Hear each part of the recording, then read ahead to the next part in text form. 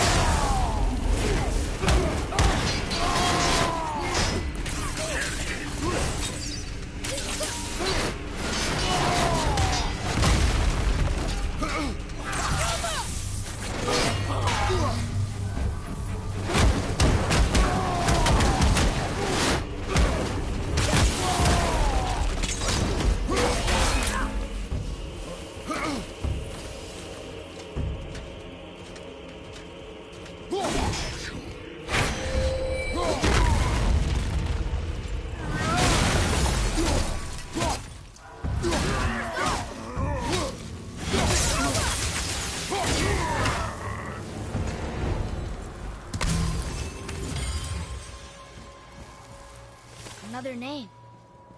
Olru. It's as if they've been made into a memorial to the Valkyries.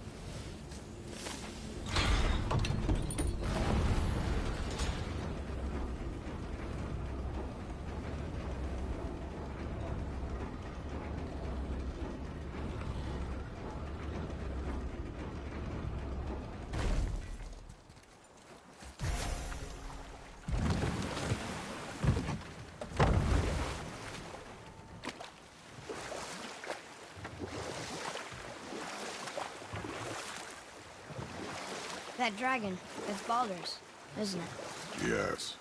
And you brought it down to save me? It was very heroic. What's that down there?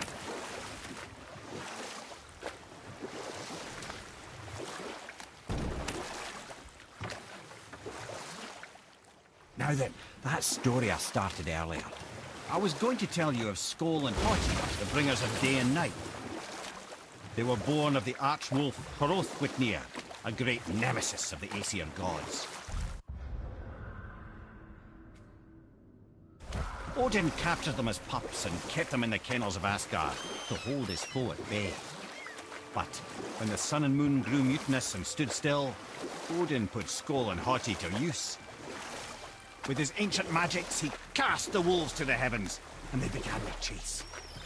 And long shall they chase, but not endlessly. For it is foretold that someday Skoll and Hoti will catch and devour their prey. And we'll pick this up later.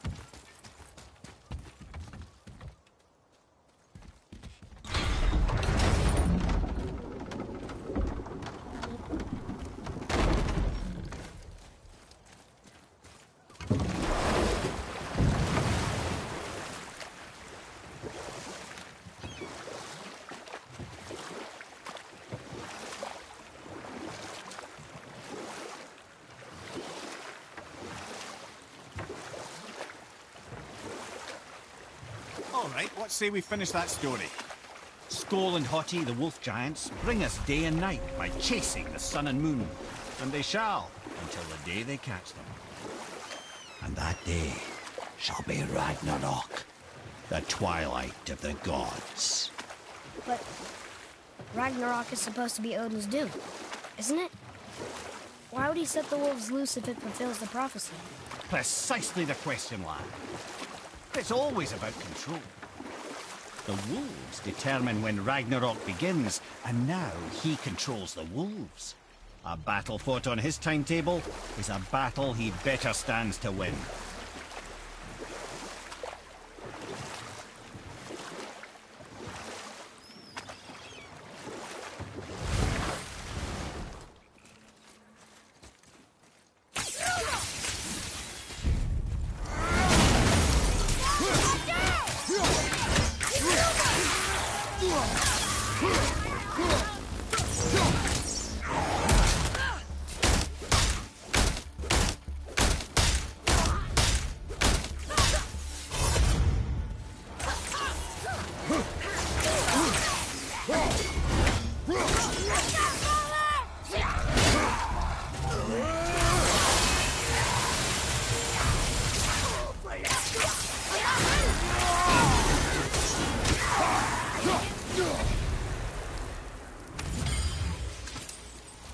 I'm ready!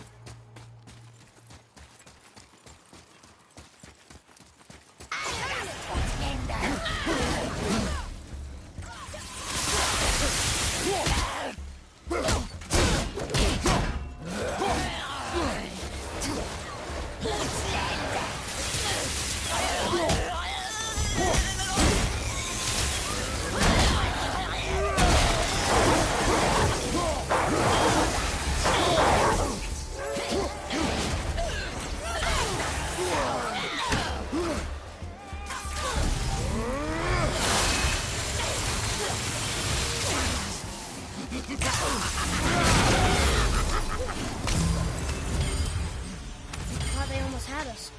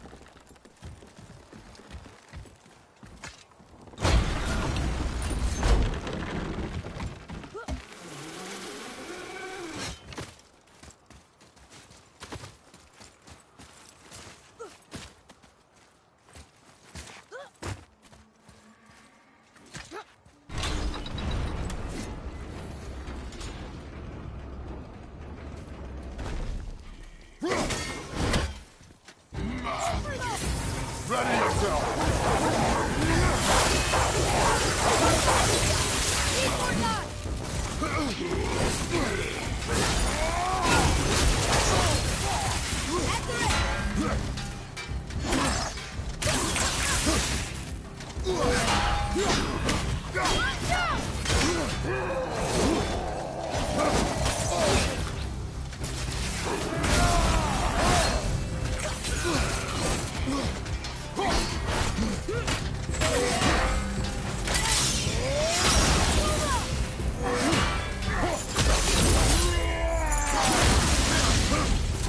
Have you considered a tactical?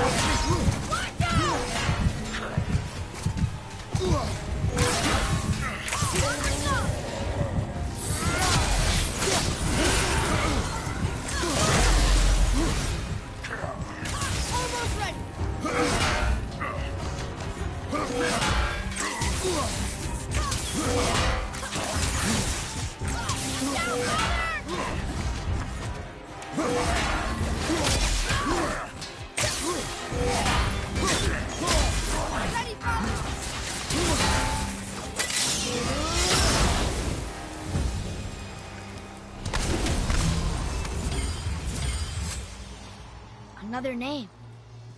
Gunnar. Someone who loved the Valkyries enough to do this? I wonder. Perhaps the Queen?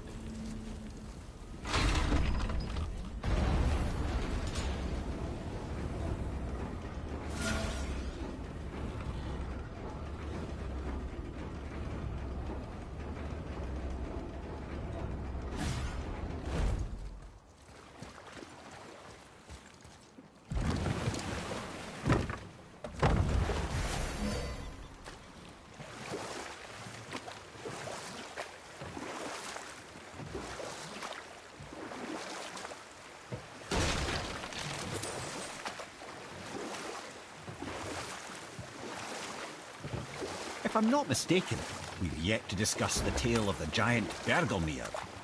Oh yeah. I remember his shrine. It looked happier than the other ones. Mostly.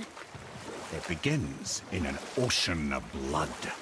Finally, a story worth hearing.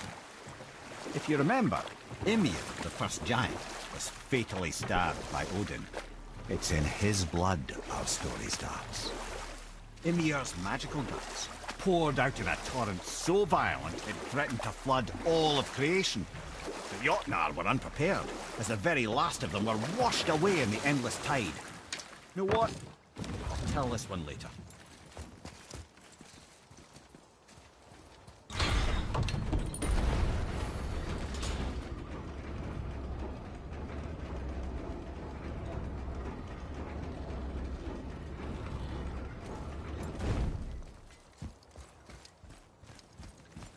Another name. Hildur.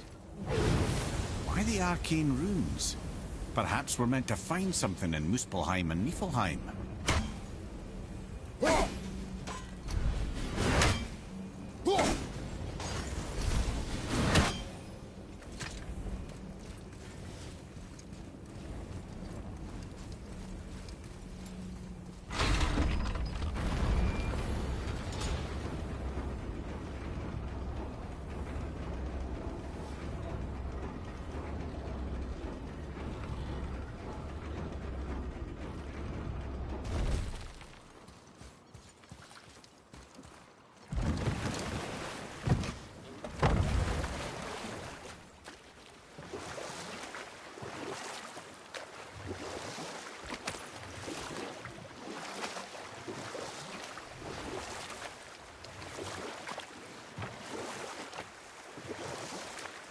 Right then, we were in the middle of a story, weren't we?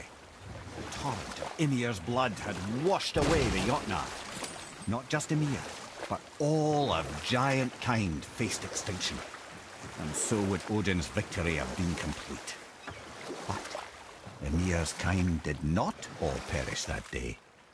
Staying afloat in the hollowed husk of a tree, the frost giant Bergelmir endured, as did his lady wife. And we'll pick this up later.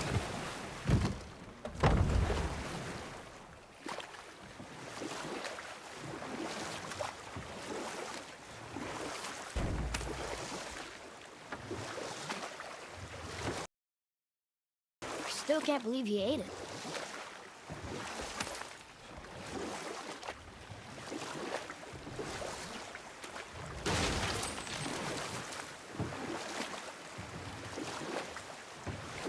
Right then, where were we? Ah yes, I was telling you of Bergelmir and his wife, lost upon an endless ocean of blood. For weeks they sailed, until finally they came upon a new land. They called it Jotunheim. And there they would start anew. As father and mother they would multiply exceedingly, and as king and queen they worked to make Jotunheim a land where giants would know no master but themselves. Bergelmir never sought revenge for Odin's slaughter. His vengeance was to live and prosper. He died at peace, a legion of his kin to mourn him. He would ever be known as Bergelmir the Beloved. Bergelmir the Beloved. Huh. I've never heard a story end that way. Not a true one, anyway. You do, laddie.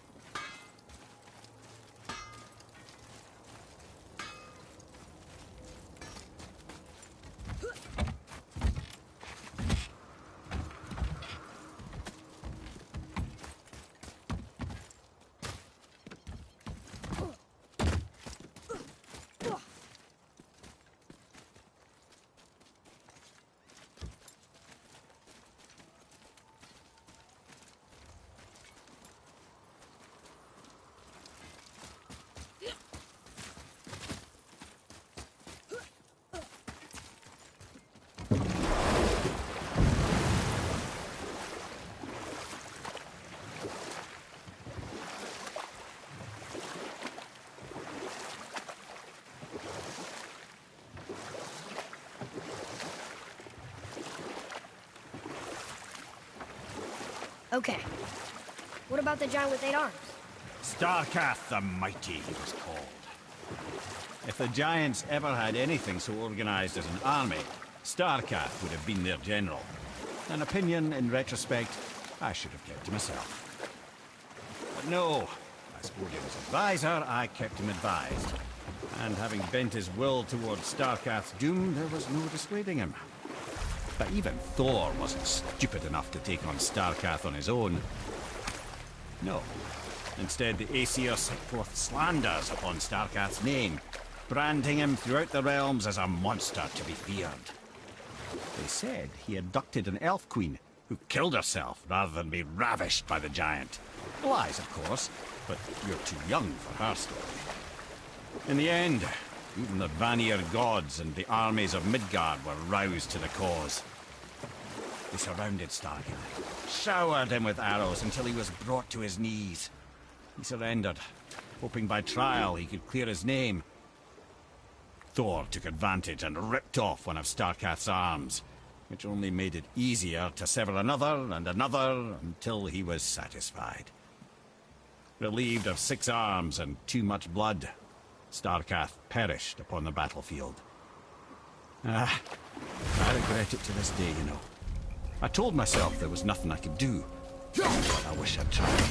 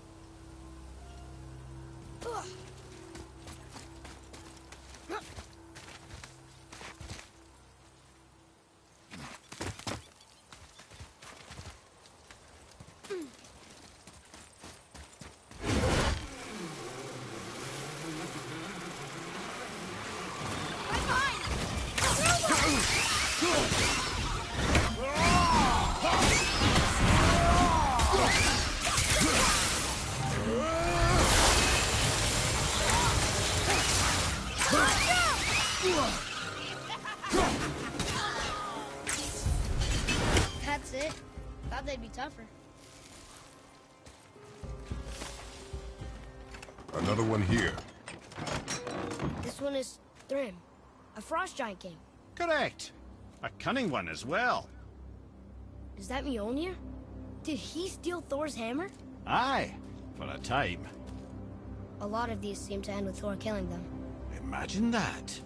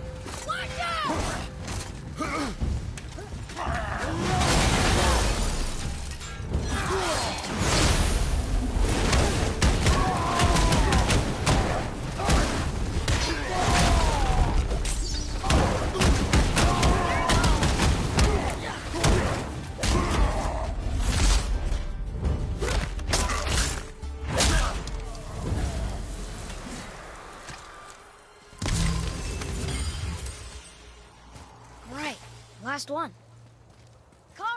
Look at that. Maybe we can survive a fight with the Valkyrie now.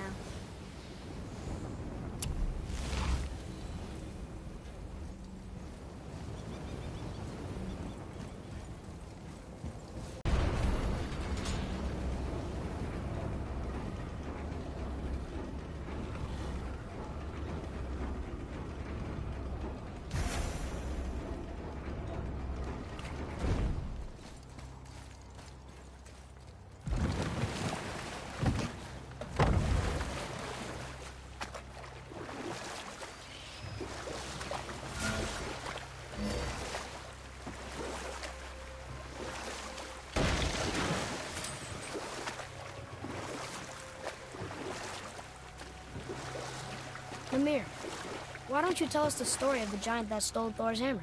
Happily, my boy. It involves your friend Freya, too, though I don't expect it's one she'd enjoy being reminded of.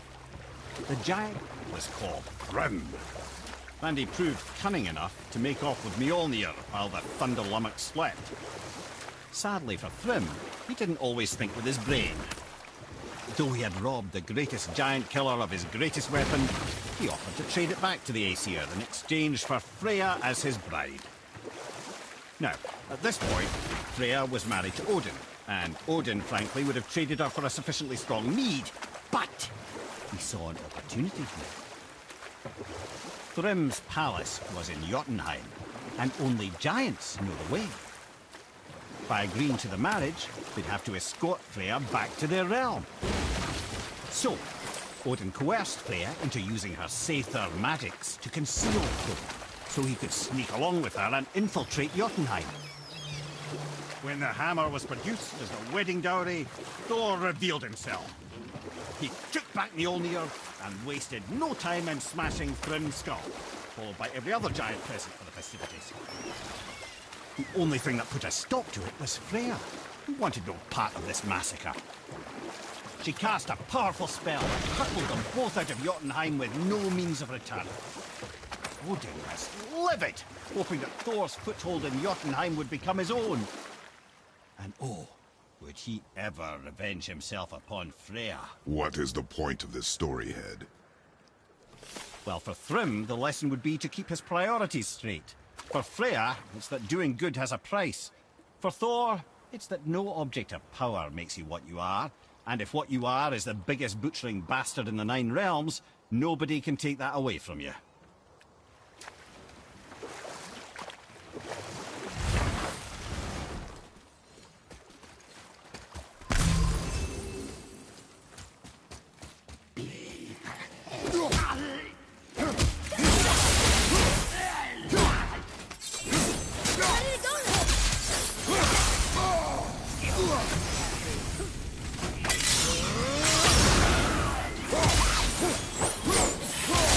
Watch out!